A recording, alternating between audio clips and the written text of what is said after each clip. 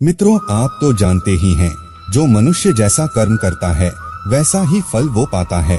किंतु क्या आप जानते हैं, हम मनुष्य द्वारा किए गए कुछ कर्म ऐसे होते हैं जो मरने के बाद भी हमारा पीछा नहीं छोड़ते हैं, और ये कर्म ही हमारा अगला जन्म भी निर्धारित करते हैं। वैसे गरुड़ पुराण हमें इस संदर्भ में विस्तार से जानकारी प्रदान करता है, और आज हम आपको इसी पुराण से लिए गए 11 ऐसे कर्म बताएंगे जिनके आधार पर मनुष्य विभिन्न प्रकार के पशुओं की योनियां प्राप्त करता है। तो एक बार विस्तार से प्रकाश डालते हैं गरुड़ पुराण के 11 बिंदुओं पर। नमस्कार और एक बार फिर स्वागत है आप सभी का आपके अपने माया लोक यूट्यूब चैनल पर। नंबर 1, मित्र से छल करने पर। मित्रों, इस संसार में मित्रता का रिश्ता बड़ा ही अनूठा होता है। कहते हैं, एक सच्चा मित्र समय आने पर मित्रता के लिए अपने प्राणों की आहुति भी दे सकता है। किंतु मित्रों, तब क्या हो जब कोई सच्चे मित्र को ही ठगने लगे। वैसे मित्रों, इस पुराण में ऐसे लोगों के संदर्भ में विस्तार से बताया गया है। इसमें कहा गया है कि जब कोई व्यक्ति अपने सच्चे मित्र से छल कपट करता है तो मरने के बाद उसे नर्क तो जाना ही पड़ेगा, साथ ही साथ उसका अगला जन्म पहाड़ों पर रहने वाले गिद्ध के रूप में होता है, जिसे मरे हुए पशुओं का सड़ा गला मांस खाकर जैसे तैसे अपना जीवन यापन करना पड़ता है। नंबर 2, धर्म का अपमान करने पर। मित्रों, इस संसार में कई ऐसे लोग हैं जो न केवल अपने धर्म का अपितु दूसरे धर्मों का भी समान भाव से आदर करते हैं। किंतु इसके ठीक विपरीत कुछ लोग ऐसे भी हैं जिन्हें दूसरे धर्मों से तो बैर होता ही है, अपितु वे अपने धर्म को भी हेय दृष्टि से देखते हैं।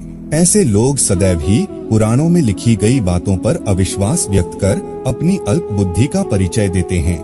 इन लोगों के संदर्भ में गरुड़ पुराण कहता है कि मरने के बाद इन्हें नर्क तो मिलेगा ही, साथ ही साथ इनका अगला जन्म स्वान के रूप में होगा। फिर ये स्वान अपने स्वभाव के कारण गली गली में भोगते रहेंगे, परंतु वहाँ पर ना ही कोई इनकी सुनेगा और ना ही कोई इनकी बातों पर किसी प्रकार की प्रतिक्रिया व्यक्त करेगा। फिर कहीं जाकर इन्हें अपनी भूल का आभास होगा और तब कहीं जाकर ये स्वान की योनि से मुक्त होंगे। नंबर 3, अपनों का अनादर करने पर। मित्रों, इस संसार में किसी भी मनुष्य का जीवन बिना परिजनों की सहायता के संभव नहीं है, और इसमें माता पिता और गुरु की तो बात ही नहीं की जा सकती है, क्योंकि आपको तो पता ही है कि किसी मनुष्य को शिखर पर पहुंचाने का कार्य केवल गुरु ही कर सकता है। किंतु मित्रों, जो कोई मनुष्य यदि ऐसे लोगों की अवहेलना करता है अथवा अपने गुरु तथा अन्य लोगों के साथ बुरा व्यवहार करता है, वह मृत्यु उपरांत पुनः जन्म तो लेता है, परंतु कई बार प्रयास करने के बाद भी कभी गर्भ से बाहर नहीं आ पाता है, अपितु गर्भ में ही उसकी मृत्यु हो जाती है। नंबर 4, ज्ञान को ना बांटने वाला। मित्रों, आप तो जानते ही हैं, हमारी सनातन संस्कृति में ब्राह्मणों का कितना अधिक महत्व है। संसार के प्रत्येक ब्राह्मण का यह कर्तव्य है कि जो कोई जजमान अथवा शिष्य चाहे कैसा भी हो, भले ही वह ब्राह्मण देव को उनकी इच्छा अनुसार दक्षिणा प्रदान करने में असमर्थ ही क्यों ना हो, किंतु ब्राह्मण देव को चाहिए कि वे अपने ज्ञान से उनका भी कल्याण करें। परंतु मित्रों, यदि कोई ब्राह्मण ऐसा नहीं करता है तो इस जन्म में उसकी ख्याति तो खराब होगी ही होगी, साथ ही साथ अगले जन्म में उसे बैल बनकर आना होगा और फिर उसे आजीवन अपने कृत्यों पर पश्चाताप करना पड़ेगा। नंबर 5, चालाकी करने वाला।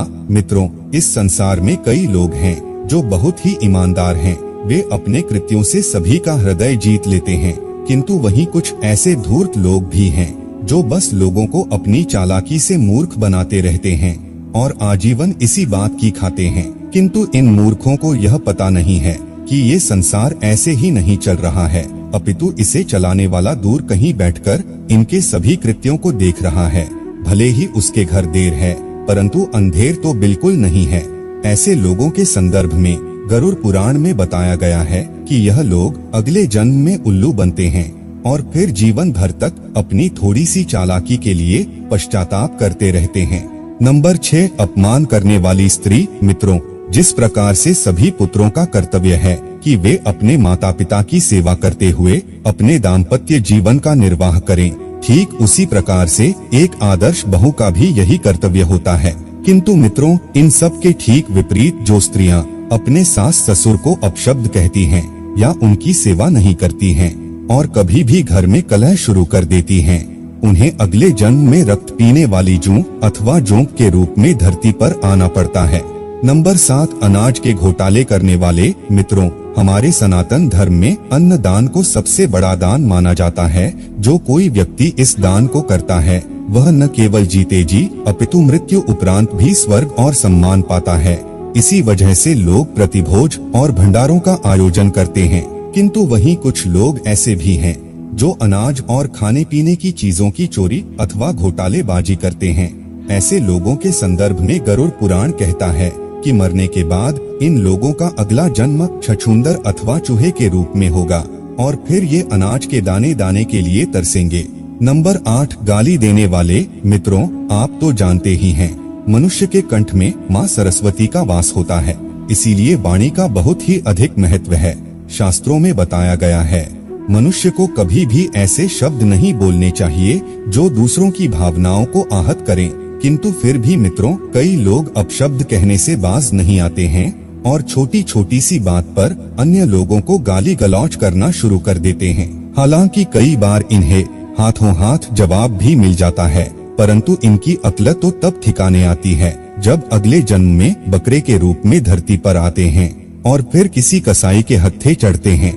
नंबर 9, वासनायुक्त दृष्टि वाले। मित्रों, संसार में कई पुरुष ऐसे हैं जो स्त्रियों को बड़े ही सम्मान की दृष्टि से देखते हैं। उनके मन में स्त्रियों के प्रति किसी प्रकार का विकार या दुर्भावना नहीं होती है, जबकि वहीं कुछ लोग ऐसे भी हैं जो संसार की प्रत्येक स्त्री को बुरी नीयत से देखते हैं। उनके मन में हर समय बस काम भाव ही चलता रहता है। किंतु इन मूर्खों को यह पता नहीं है कि भले ही इनकी वासना के बारे में किसी को पता चले ना चले, भले ही इनके कृत्यों के बारे में कोई जान ना सके, परंतु ऊपर वाला इन्हें देख रहा है और समय आने पर वो इनका न्याय जरूर करेगा।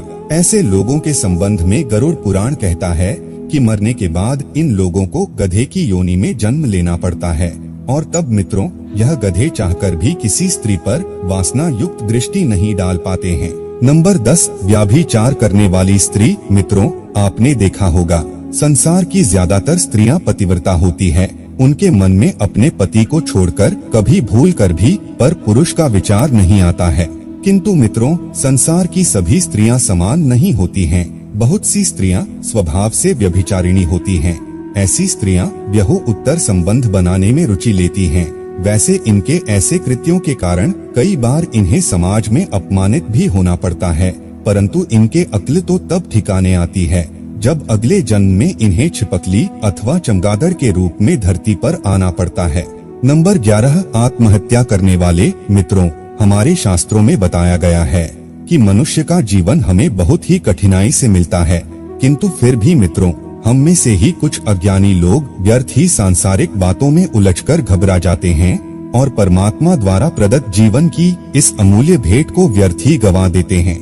ऐसे लोगों के संदर्भ में गरुड़ पुराण कहता है कि अगले जन्म में इन्हें सर्प बनकर पुनः धरती पर आकर अपनी भूल सुधारनी पड़ेगी, तब कहीं जाकर ये परमात्मा द्वारा प्रदत्त इस मनुष्य जीवन के उत्कृष्ट परिभाषा को समझ पाएंगे। तो मित्रों, यह थी वह योनियां जो मनुष्य को कर्मों के अनुसार मिलती है। इसीलिए कहा जाता है, यदि जीवन में आए हो तो कुछ अच्छे कर्म करो ताकि मरने के बाद उत्तम लोकों की प्राप्ति हो सके। इसी के साथ हमारी यह जानकारी भी यहीं समाप्त हुई। आशा करते हैं आपको यह जरूर अच्छी लगी होगी। ऐसे और भी वीडियो देखने के लिए अभी सब्सक्राइब करें माया लोक यूट्यूब चैनल को। साथ ही साथ इस वीडियो को ज्यादा से ज्यादा लोगों के साथ शेयर करें। आप सभी मित्रों का बहुत बहुत धन्यवाद।